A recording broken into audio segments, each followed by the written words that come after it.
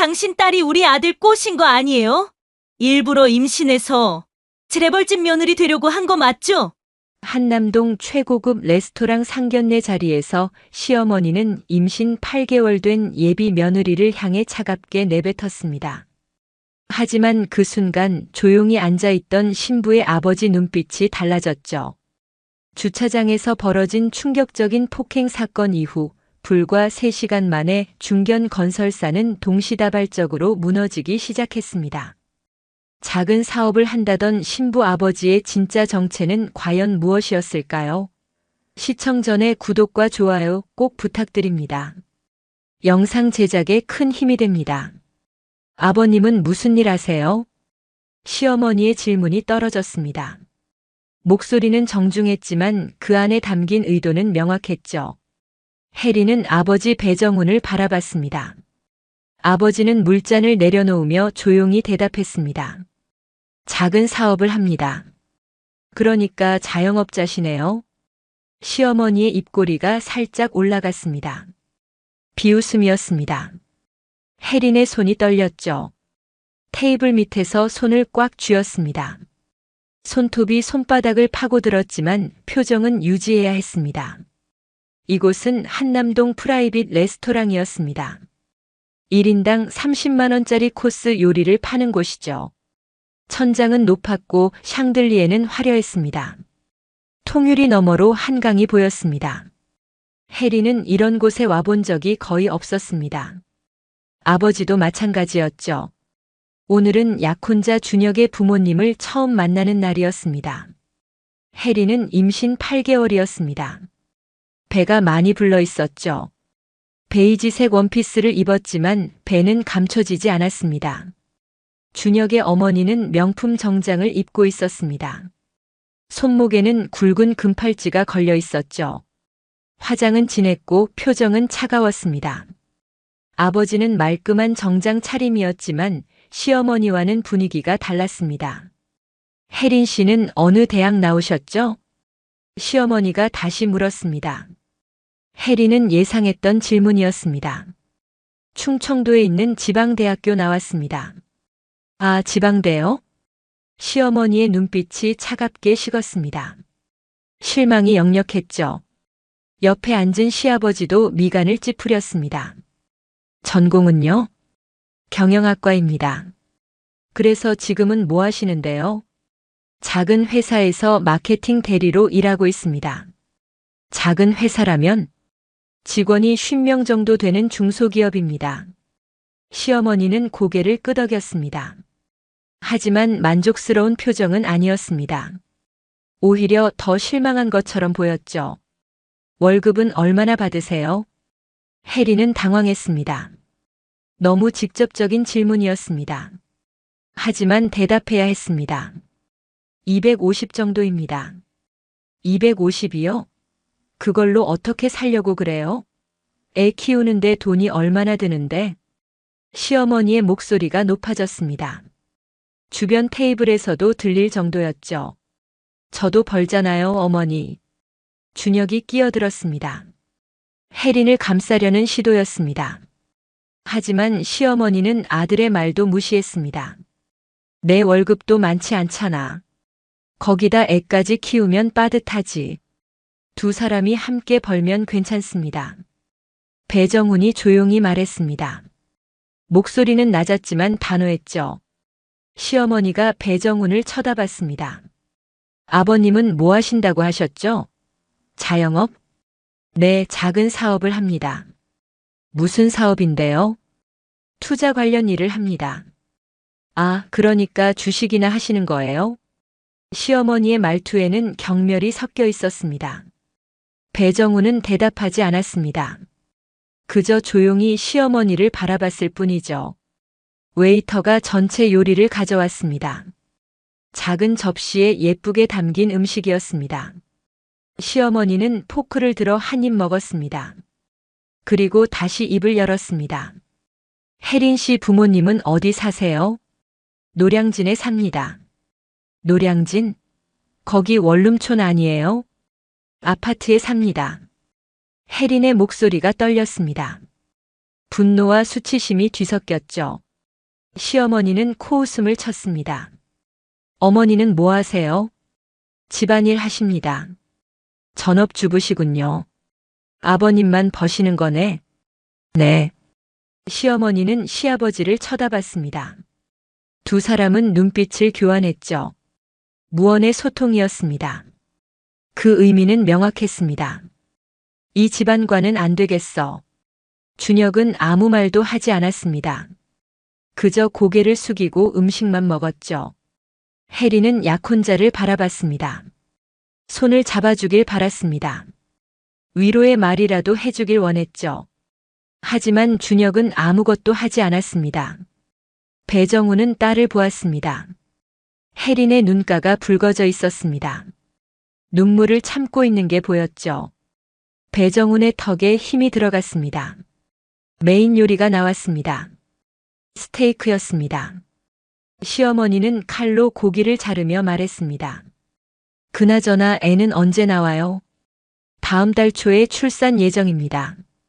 혜린이 조심스럽게 대답했습니다. 결혼은요? 설마 애 낳고 결혼하려는 건 아니죠? 아기 태어나고 석 달 뒤에 할 생각입니다. 준혁이 대답했습니다.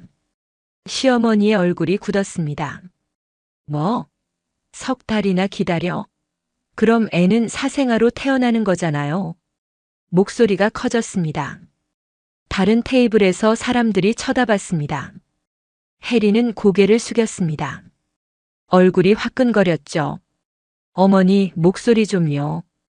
준혁이 당황해서 말했습니다. 하지만 시어머니는 아랑곳하지 않았습니다. 목소리가 문제가 아니라 지금 상황이 문제지. 애를 먼저 가져놓고 결혼은 나중에. 이게 말이 돼? 사돈어른.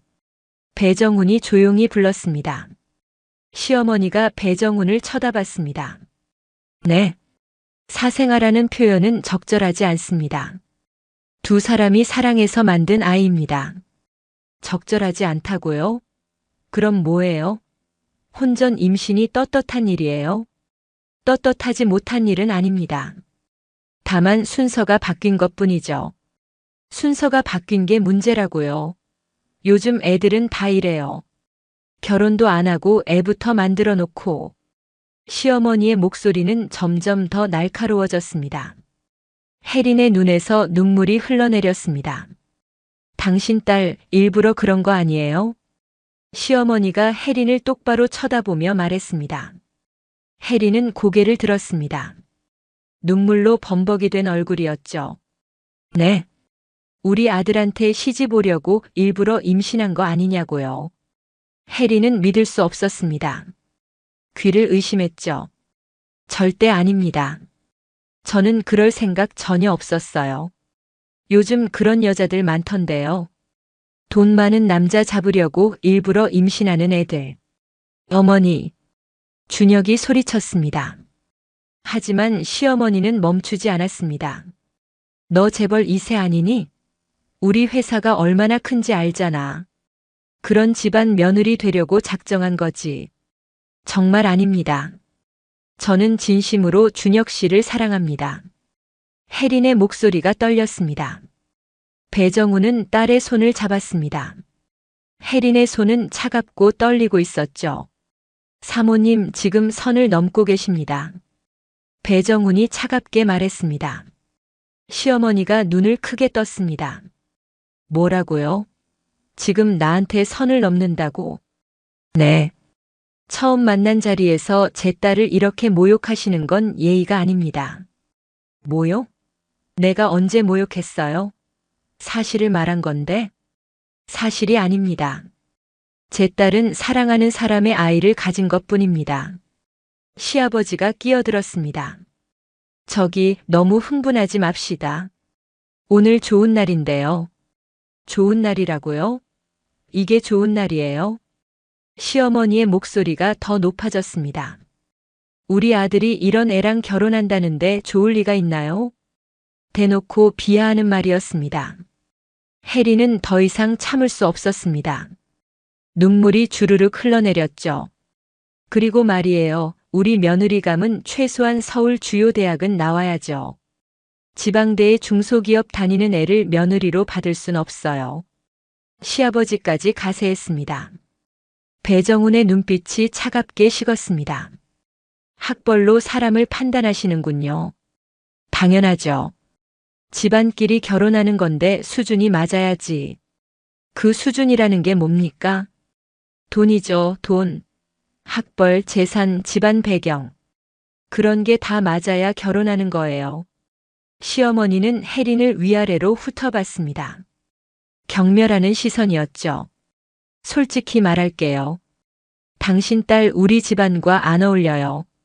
노량진 아파트에 사는 자영업자 딸이 우리 며느리 될 순 없어요. 혜린은 일어섰습니다. 더 이상 앉아 있을 수 없었죠. 배정훈도 일어났습니다. 딸 가자. 배정훈의 목소리는 차분했지만 단호했습니다. 어디 가려고 그래요? 이야기 아직 안 끝났는데. 시어머니가 소리쳤습니다. 더 이상 이야기할 게 없습니다. 배정훈은 혜린의 손을 잡고 걸었습니다. 준혁이 황급히 일어났습니다. 혜린아, 잠깐만. 혜린은 돌아보지 않았습니다. 배정훈도 멈추지 않았죠. 두 사람은 레스토랑을 나갔습니다. 야, 너 어디 가? 당장 돌아와. 시어머니의 고함이 뒤에서 들렸습니다. 하지만 두 사람은 멈추지 않았습니다. 복도를 지나 엘리베이터 앞에 섰습니다. 혜린은 벽에 기댔습니다. 온몸에서 힘이 빠졌죠. 아빠, 나 뭘 잘못한 거야? 넌 잘못한 게 하나도 없어. 배정훈이 딸을 안아줬습니다. 혜린은 아버지 품에서 울었습니다. 나 정말 준혁 씨 사랑했는데. 애도 진심으로 원해서 낳기로 한 건데. 알아. 아빠가 다 알아. 근데 왜 저렇게 무시해? 내가 지방대 나왔다고. 돈이 없다고. 사람들은 겉모습만 보는 경우가 많아. 특히 돈 많은 사람들은. 엘리베이터 문이 열렸습니다. 두 사람은 엘리베이터에 올라탔습니다. 1층으로 내려가는 동안 혜린은 계속 울었습니다. 로비를 지나 밖으로 나왔습니다. 저녁 공기가 차가웠습니다. 혜린은 몸을 떨었죠. 배정훈이 재킷을 벗어 딸에게 씌워줬습니다. 아빠, 나 이제 어떡해? 준혁 씨랑 결혼 못하는 거야? 그 남자 널 지켜주지도 않았어. 배정훈의 목소리는 차가웠습니다. 그래도요. 딸아, 내가 힘들 때 옆에서 손 한 번 안 잡아준 남자야. 그런 사람이랑 평생 살 수 있겠어? 혜린은 대답하지 못했습니다. 배정훈의 말이 맞았습니다. 준혁은 아무것도 하지 않았죠. 그저 어머니 눈치만 봤을 뿐입니다. 발레 파킹을 기다렸습니다. 직원이 차를 가져오고 있었죠. 그때였습니다. 거기서 뒤에서 고함 소리가 들렸습니다. 돌아보니 시어머니가 뛰어오고 있었습니다. 시아버지와 준혁도 함께였죠. 도망가면 파혼이에요. 알아들었어요? 시어머니가 숨을 헐떡이며 말했습니다. 그렇게 하세요. 혜린이 차갑게 대답했습니다. 시어머니의 얼굴이 붉게 달아올랐습니다. 뭐? 지금 뭐라고 했어? 파혼하겠습니다. 저도 이런 집안과는 결혼 못하겠어요. 당신이 지금 무슨 말을 하는 거야? 시어머니가 다가왔습니다. 위협적인 태도였죠. 혜린은 본능적으로 뒤로 물러섰습니다. 당신 정신 나갔어? 시어머니가 혜린의 팔을 붙잡았습니다. 힘이 셌습니다. 혜린은 비틀거렸죠. 손 떼세요. 혜린이 소리쳤습니다. 하지만 시어머니는 놓지 않았습니다. 우리 아들이 얼마나 좋은 조건인 줄 알아? 당신 같은 애가 우리 아들 만난 게 행운인 줄 알아야지. 배정훈이 시어머니의 손을 잡았습니다. 제 딸한테 손대지 마십시오. 목소리는 낮았지만 경고가 담겨 있었습니다. 시어머니는 배정훈의 손을 뿌리쳤습니다. 당신이 뭔데 나한테 이래요? 사모님, 마지막으로 경고합니다. 제 딸한테서 손 떼세요. 아니면 어쩔 건데요? 뭐 할 건데요? 시어머니가 비웃었습니다. 그 순간 시어머니가 이성을 잃은 것처럼 보였습니다. 얼굴이 일그러졌죠. 애초에 애만 없었으면 이런 일도 없었을 텐데. 시어머니가 혜린을 향해 손을 뻗었습니다. 그리고 믿을 수 없는 일이 벌어졌습니다. 시어머니의 손이 혜린의 배를 강하게 밀었습니다. 으악! 혜린의 비명이 밤하늘에 울려 퍼졌습니다. 혜린은 뒤로 비틀거렸습니다. 임신 8개월의 무거운 배 때문에 중심을 잡을 수 없었죠. 배정훈이 재빨리 혜린을 붙잡았습니다. 간신히 넘어지는 것을 막았습니다. 하지만 혜린은 옆으로 쓰러졌습니다. 배를 먼저 부딪혔죠. 아, 아빠. 혜린이 배를 움켜쥐었습니다. 고통스러운 표정이었습니다. 딸, 괜찮아? 배정훈이 혜린을 안았습니다. 혜린의 얼굴은 창백했습니다. 식은땀이 흘러내렸죠. 배가 아파요. 119 불러주세요. 배정훈이 주변 사람들에게 소리쳤습니다. 발레 파킹 직원이 황급히 전화를 걸었습니다. 다른 손님들이 모여들었습니다. 저기 괜찮으세요? 임산부예요. 빨리 구급차 불러주세요. 사람들이 수군거렸습니다. 시어머니를 향한 비난의 시선이었죠. 저 여자가 임산부를 밀었어요. 배를 직접 쳤다니까요. 말도 안 돼. 어떻게 임산부한테 그럴 수가 있어? 시어머니는 그제야 자신이 무슨 짓을 했는지 깨달은 것 같았습니다. 얼굴이 하얗게 질렸죠. 나는 그냥요. 당신 뭐 한 거예요? 시아버지가 아내에게 소리쳤습니다. 저도 모르게요. 준혁은 멍하니 서 있었습니다. 아무것도 하지 못했죠. 혜린을 향해 다가가지도 못했습니다. 배정훈은 혜린을 조심스럽게 안고 있었습니다. 혜린은 계속 배를 감싸 쥐었습니다. 아빠, 우리 아기 괜찮겠지? 괜찮아. 아기 괜찮을 거야. 하지만 배정훈의 목소리는 떨리고 있었습니다. 분노 때문이었습니다. 차갑고 통제된 분노였죠. 멀리서 사이렌 소리가 들려왔습니다. 점점 가까워졌습니다. 구급차가 도착했습니다. 구급대원 2명이 급히 뛰어왔습니다. 환자분 상태가 어떠세요? 임신 8개월인데 배를 부딪혔어요. 구급대원이 혜린을 살폈습니다. 혈압을 재고 맥박을 확인했죠. 빨리 병원 가야겠습니다. 태아 상태 확인해야 해요. 들것을 가져왔습니다. 혜린을 조심스럽게 옮겼습니다. 배정훈이 함께 구급차에 올라탔습니다. 구급차 문이 닫히기 직전 배정훈이 시어머니를 똑바로 쳐다봤습니다. 그 눈빛은 얼음처럼 차가웠습니다. 사모님, 방금 한 행동 후회하실 겁니다. 목소리는 낮았지만 무게가 있었습니다. 시어머니는 그 눈빛을 받고 몸을 떨었습니다. 구급차 문이 닫혔습니다. 사이렌이 울리며 구급차가 출발했습니다. 주차장에는 시어머니 가족만 남았습니다. 주변 사람들이 시어머니를 비난하는 시선으로 쳐다봤습니다. 저 여자 정말 너무한 거 아니에요? 임산부를 어떻게 밀어요? 경찰 신고해야 하는 거 아닌가? 수군거림이 커졌습니다. 시어머니는 고개를 들 수 없었습니다. 당신 때문이야. 당신이 왜 그랬어? 시아버지가 아내를 나무랐습니다. 나도 모르게 화가 나서요. 이제 어떡하려고. 사람들이 다 봤잖아. 시아버지의 목소리가 떨렸습니다. 불안했습니다. 뭔가 잘못됐다는 걸 느꼈죠. 준혁은 여전히 멍하니 서 있었습니다. 혜린을 따라가지도 못했습니다. 용기가 없었죠. 응급실 앞 복도는 조용했습니다. 배정훈은 의자에 앉아 있었습니다. 손을 꽉 쥐고 있었죠. 응급실 문을 계속 바라봤습니다. 안에서는 혜린이 검사를 받고 있었습니다. 태아 상태 확인이 급선무였죠. 배정훈은 기도했습니다. 제발 손주가 무사하길. 30분이 지났습니다. 의사가 나왔습니다. 보호자분이세요? 네, 환자 아버지입니다. 다행히 태아는 무사합니다. 심박수도 정상이고요. 하지만 산모가 심한 충격을 받았습니다. 일주일 정도 입원 치료가 필요합니다. 배정우는 안도의 한숨을 쉬었습니다. 감사합니다, 선생님. 곧 병실로 옮길 겁니다. 3층 특실로 배정했습니다. 의사가 들어갔습니다.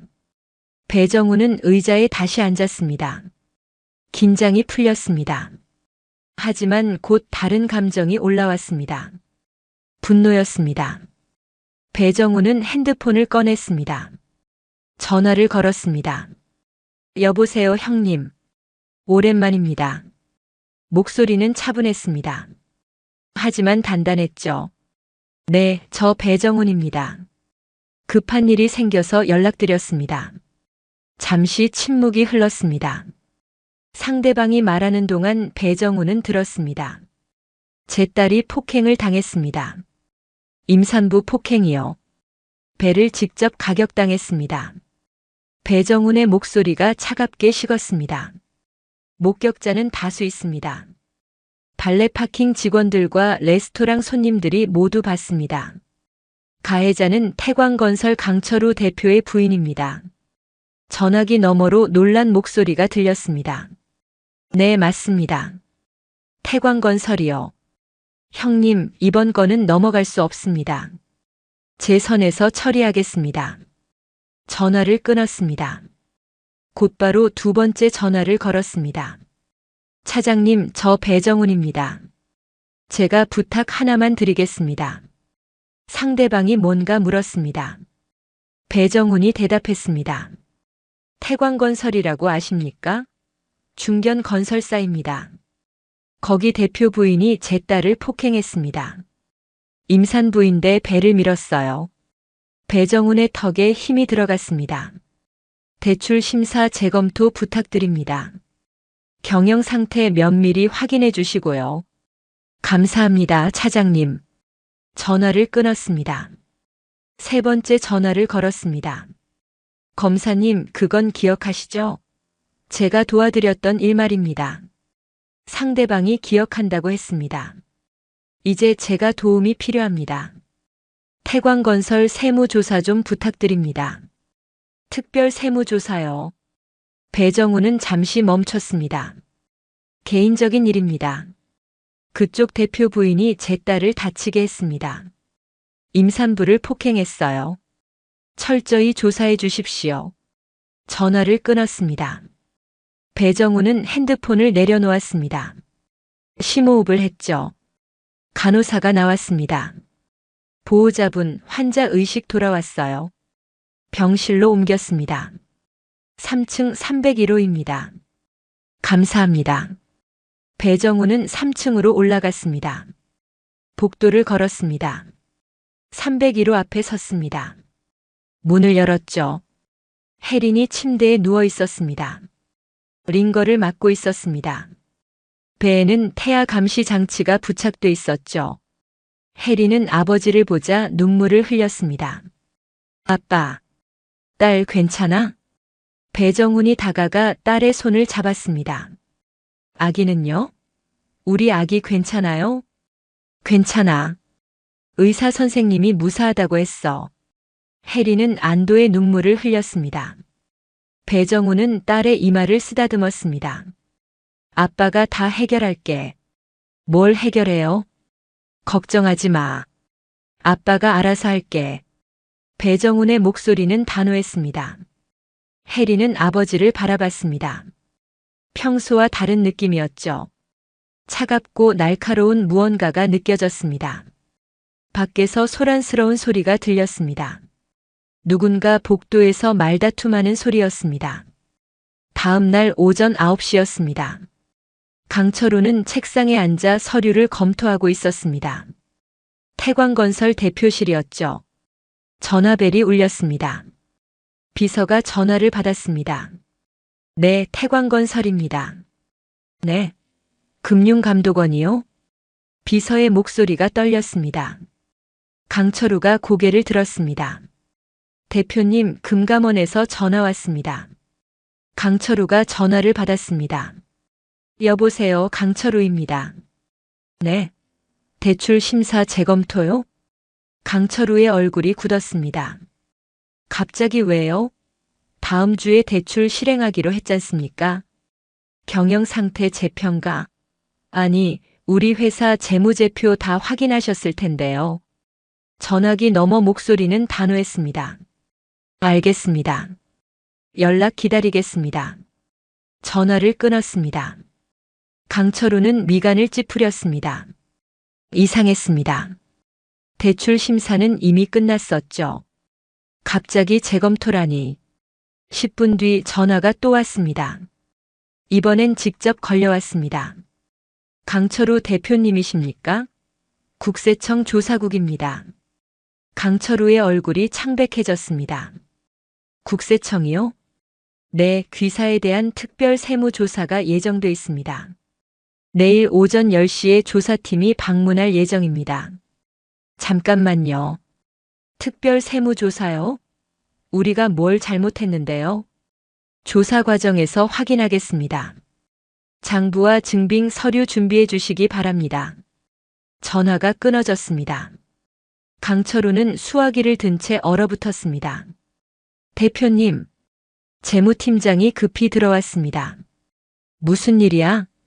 주거래 은행에서 연락 왔습니다. 기존 대출에 대한 경영 상태 재평가를 한답니다. 추가 담보를 요구한다고요.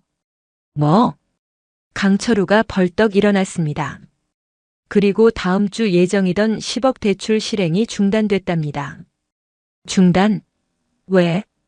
은행 쪽에서는 상부 지시라고만 하더군요. 강철우의 머릿속이 하얘졌습니다. 회사는 지금 자금이 빠듯한 상태였습니다. 다음 주 대출금으로 하청업체 대금을 지급할 계획이었죠. 그게 막힌 것입니다. 전화벨이 또 울렸습니다. 강철우가 받았습니다.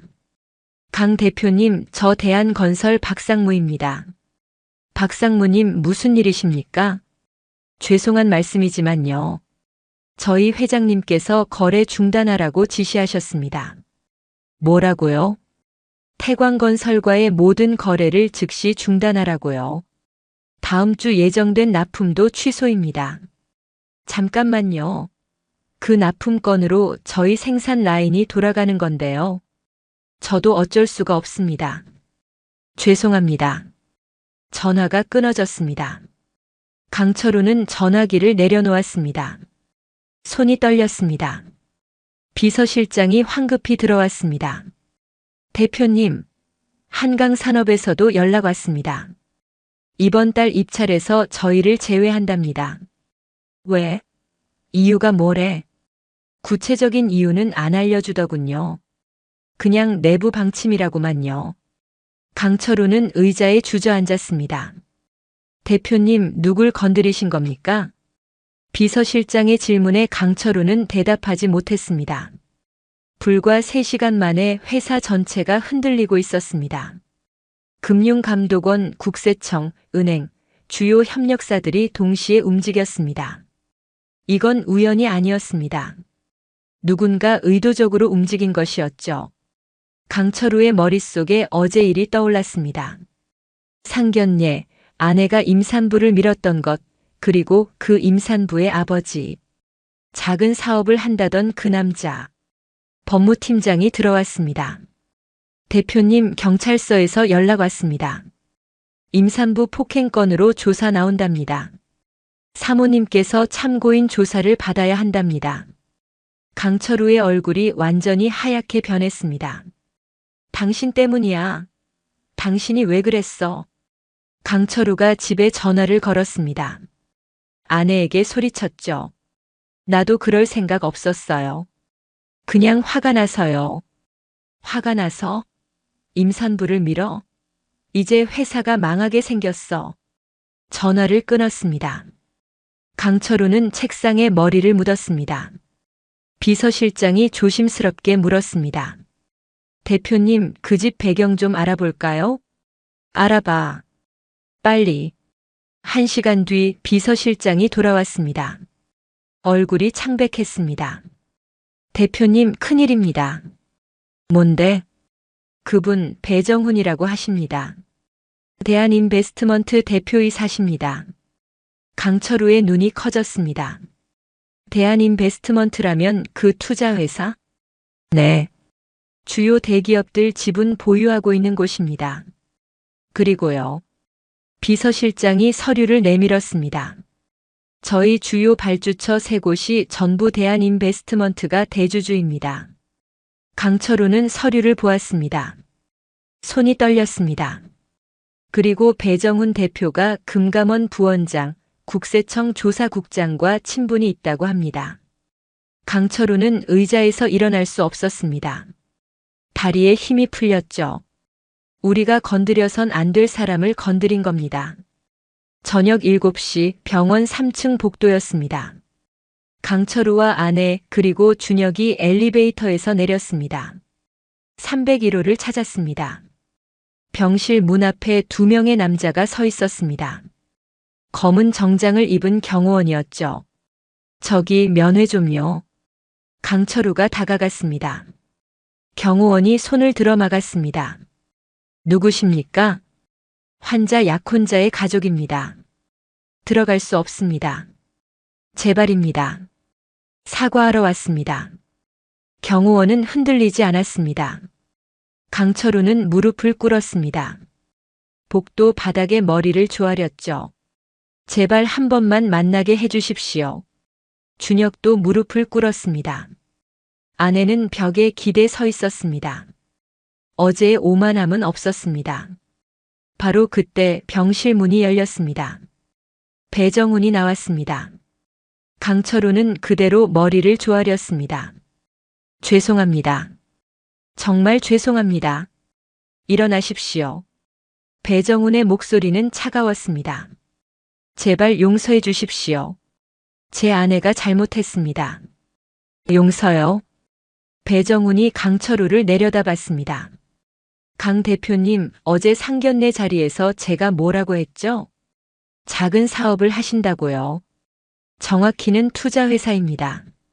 대한인베스트먼트 대표이사 배정훈입니다. 강철우는 고개를 들었습니다. 배정훈의 얼굴을 봤습니다. 차갑고 단단한 표정이었죠. 금융감독원 부원장이 제 대학 선배입니다. 국세청 조사국장은 군 전우고요. 법무법인 대표는 제 오랜 친구입니다. 배정훈은 잠시 멈췄습니다. 그리고 태광건설의 주요 발주처 3곳, 대한건설, 한강산업, 동방개발. 전부 저희 회사가 대주주입니다. 강철우의 얼굴이 새하얗게 질렸습니다. 어제 사모님께서 제 딸의 배를 밀었습니다. 임신 8개월 된 산모를요. 정말 죄송합니다.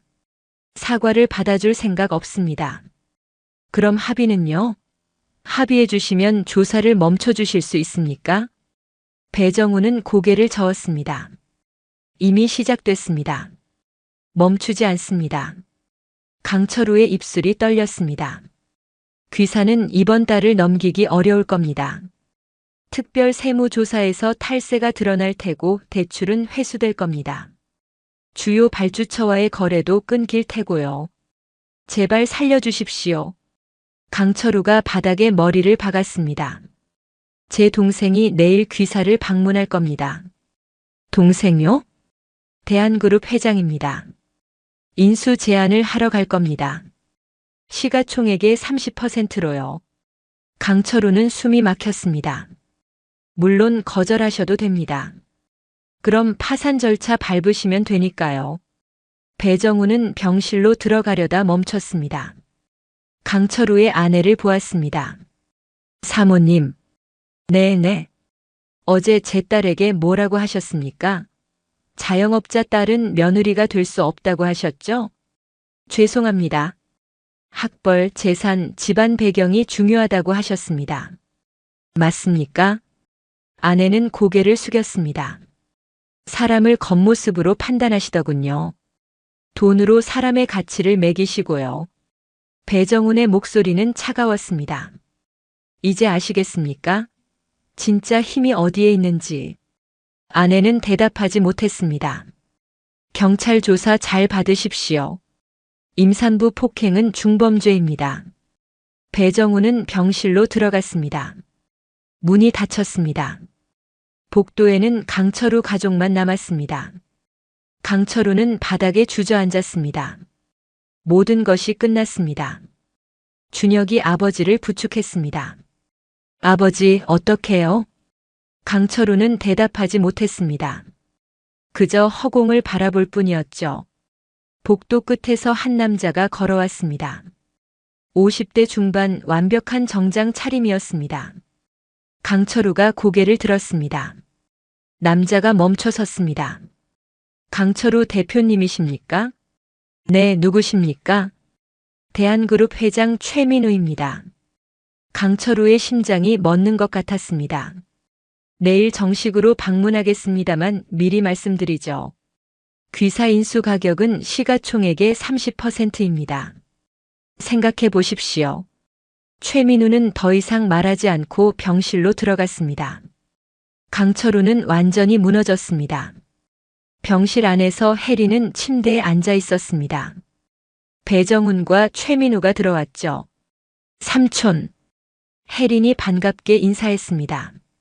최민우가 조카를 보며 미소 지었습니다. 많이 아팠어? 괜찮아요. 아기도 무사하고요. 다행이다. 최민우가 혜린의 손을 잡았습니다. 밖에 그 사람들 있더라. 무릎 꿇고 빌고 있어.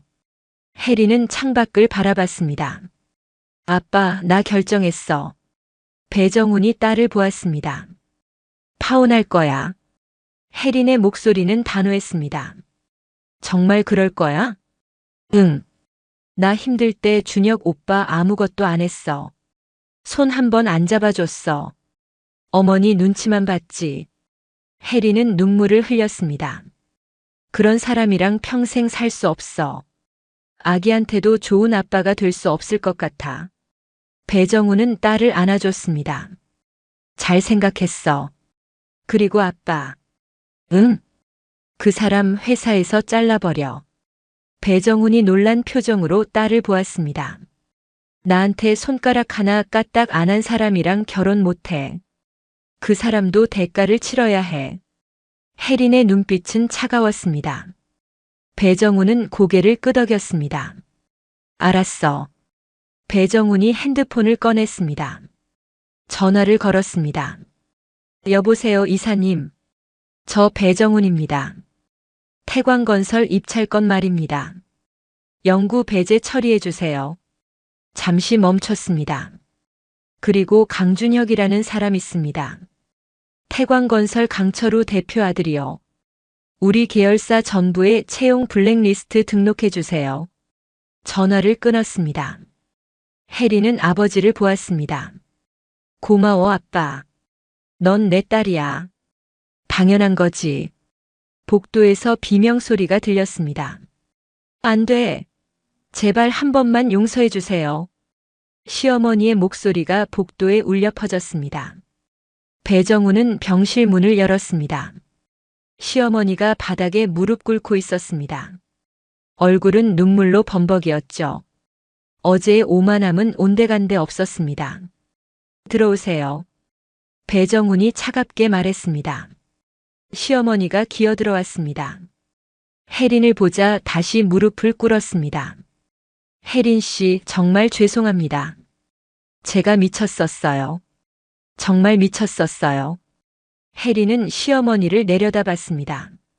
어머님, 저 파혼할게요. 뭐라고요? 저 준혁 씨랑 결혼 안 할 거예요. 그리고 이 아이 아빠도 준혁 씨 아니에요. 이제부터는요. 시어머니는 이해하지 못했습니다. 제가 잘못했어요. 다시는 그러지 않을게요. 당신을 딸처럼 대할게요. 필요 없어요.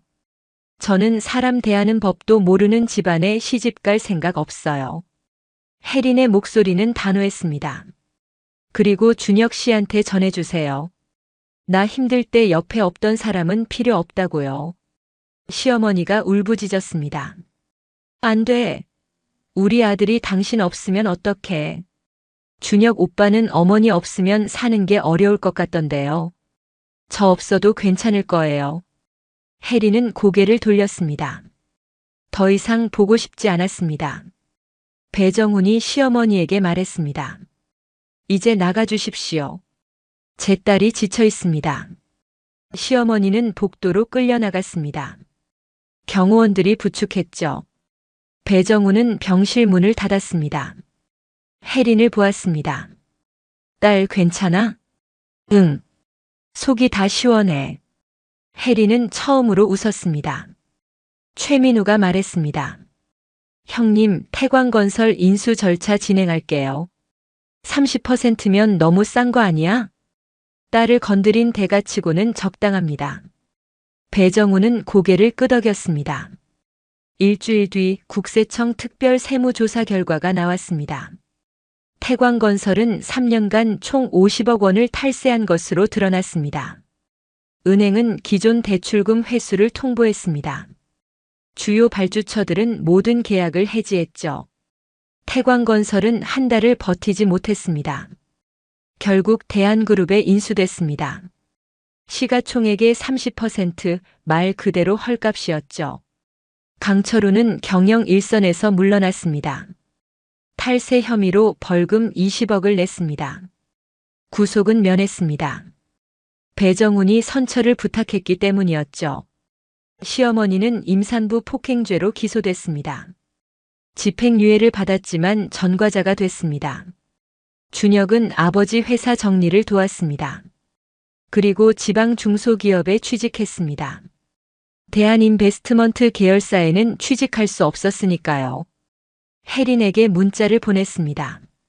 미안해. 정말 미안해. 하지만 혜린은 답장하지 않았습니다. 배정우는 병원에서 혜린을 돌봤습니다. 일주일 뒤 퇴원했죠. 퇴원하는 날 병원 로비에서 한 남자를 만났습니다. 30대 중반 단정한 인상이었습니다. 혜린 씨? 네. 저 강현우입니다. 배 대표님 회사 후배예요. 아, 안녕하세요. 괜찮으세요? 소식 들었어요. 괜찮습니다. 강현우는 꽃다발을 건넸습니다. 힘내세요. 응원할게요. 고맙습니다. 혜리는 꽃을 받았습니다. 강현우는 미소 지으며 떠났습니다. 배정훈이 딸을 보았습니다. 누구야? 아빠 회사 후배래요. 착한 친구야. 혜린이 힘들다는 소식 듣고 계속 걱정하더라. 혜린은 꽃을 내려다봤습니다. 따뜻한 느낌이었습니다.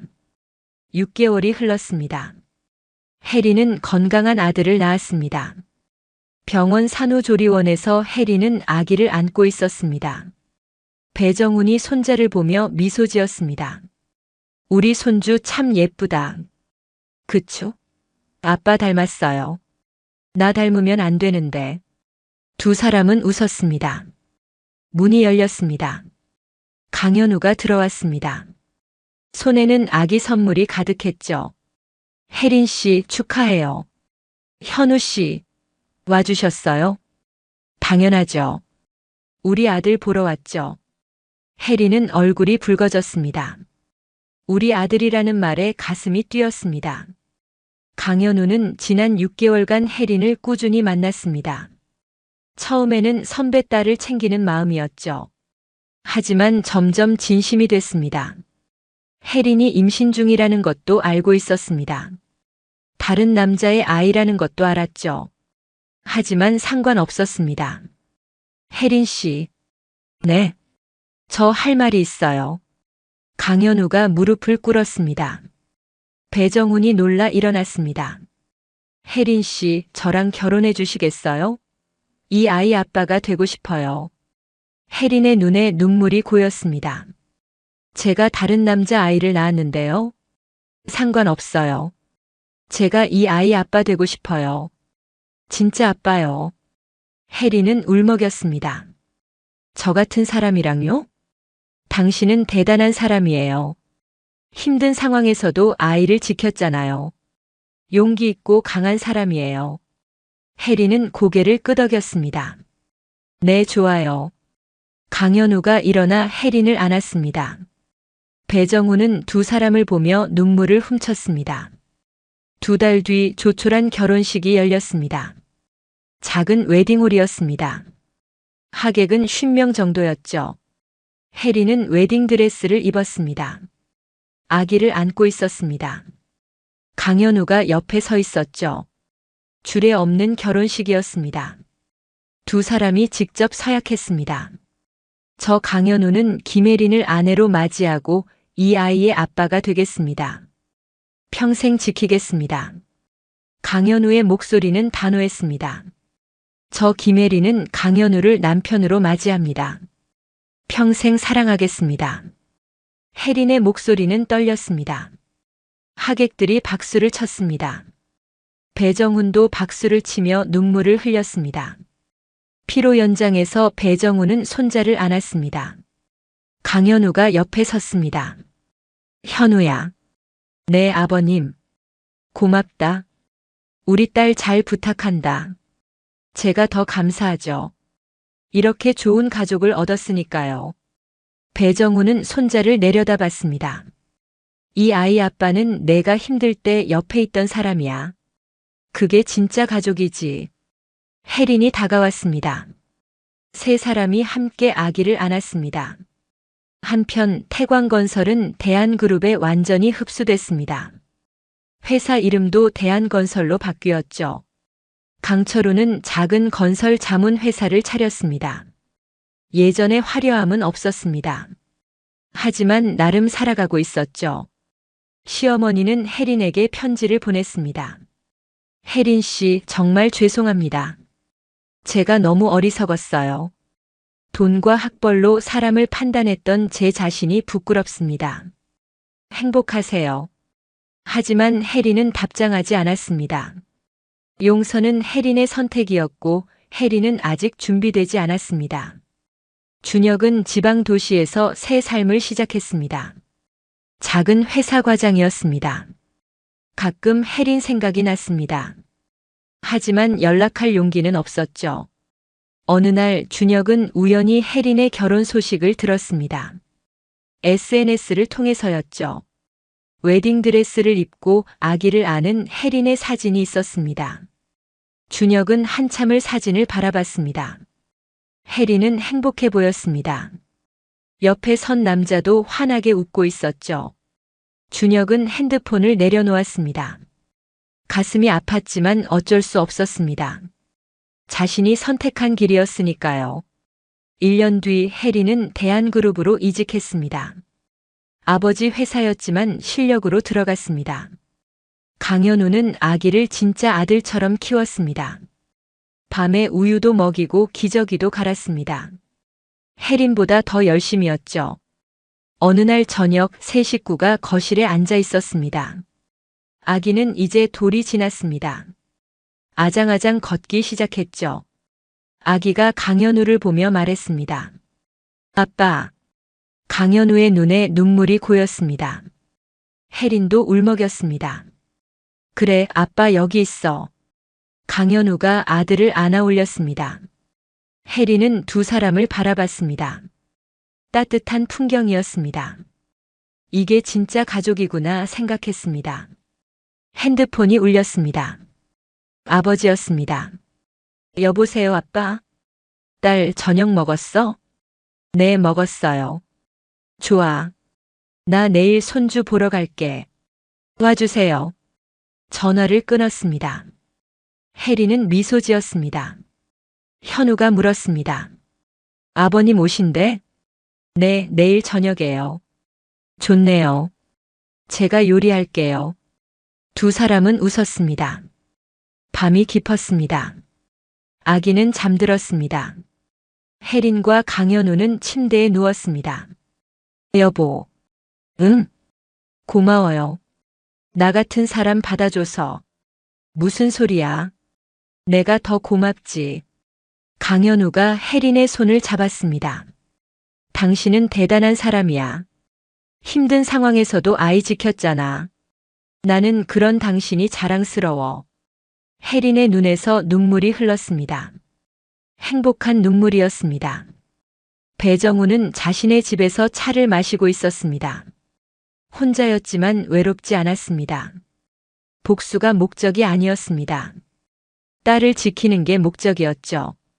그리고 성공했습니다. 사람들은 겉모습으로 판단합니다. 학벌, 재산, 집안 배경으로 사람의 가치를 매기죠. 하지만 진짜 중요한 건 다릅니다. 위기의 순간에 옆에 있어주는 사람, 손을 잡아주는 사람, 그게 진짜 가족입니다. 배정우는 창밖을 바라봤습니다. 밤하늘에 별이 빛나고 있었습니다. 딸이 행복하니 그것으로 충분했습니다. 며칠 뒤 배정우는 회사에서 보고를 받았습니다. 대표님, 태광건설 완전히 정리됐습니다. 직원들은 대부분 재취업했고요. 강철우 대표는 작은 회사 차렸습니다. 근근히 살아가고 있다고 합니다. 배정우는 고개를 끄덕였습니다. 더 이상 건드리지 마. 충분히 대가를 치렀어. 알겠습니다. 비서가 나갔습니다. 배정우는 창밖을 바라봤습니다. 복수는 끝났습니다. 이제 딸의 행복만 남았습니다. 그날 저녁 배정우는 딸의 집을 방문했습니다. 손주가 반갑게 맞이했습니다. 할아버지, 아이고 우리 손주. 배정훈이 손주를 안아 올렸습니다. 혜린과 강현우가 웃으며 지켜봤습니다. 식탁에 음식이 차려졌습니다. 네 사람이 함께 저녁을 먹었습니다. 밥을 먹으며 배정우는 생각했습니다. 이게 행복이구나. 돈도 권력도 중요하지 않습니다. 가족이 함께 웃으며 밥 먹는 것, 그게 진짜 행복입니다. 식사 후 배정우는 손주를 무릎에 앉혔습니다. 우리 손주 크면 뭐가 되고 싶어? 아이는 천진하게 웃었습니다. 배정우는 손주의 머리를 쓰다듬었습니다. 넌 누가 뭐래도 소중한 아이야. 학벌이 어떻든 돈이 얼마든 내 가치는 변하지 않아. 손주는 이해하지 못했지만 할아버지의 따뜻한 손길을 느꼈습니다. 혜린이 아버지를 보았습니다. 아빠 고마워요. 뭐가? 나 지켜줘서요. 그때 아빠 아니었으면 나 무너졌을 거예요. 너는 내 딸이야. 당연한 거지. 배정우는 딸을 안아줬습니다. 밖에는 별이 빛나고 있었습니다. 따뜻한 가족이 함께 있는 집, 그 안에서 웃음소리가 들려왔습니다. 진짜 품격은 돈이나 권력이 아닙니다. 사람을 대하는 마음, 위기 때 함께 해주는 용기, 그게 진짜 품격입니다. 그리고 진짜 가족은 힘들 때 옆에 있어주는 사람, 손을 잡아주는 사람, 그게 진짜 가족입니다. 오늘 이야기가 여러분께 작은 울림이 되길 바랍니다. 오늘 이야기가 좋으셨다면 구독과 좋아요, 알람 설정 잊지 마시고 소중한 댓글 하나가 큰 힘이 됩니다. 시청해 주셔서 진심으로 감사드립니다.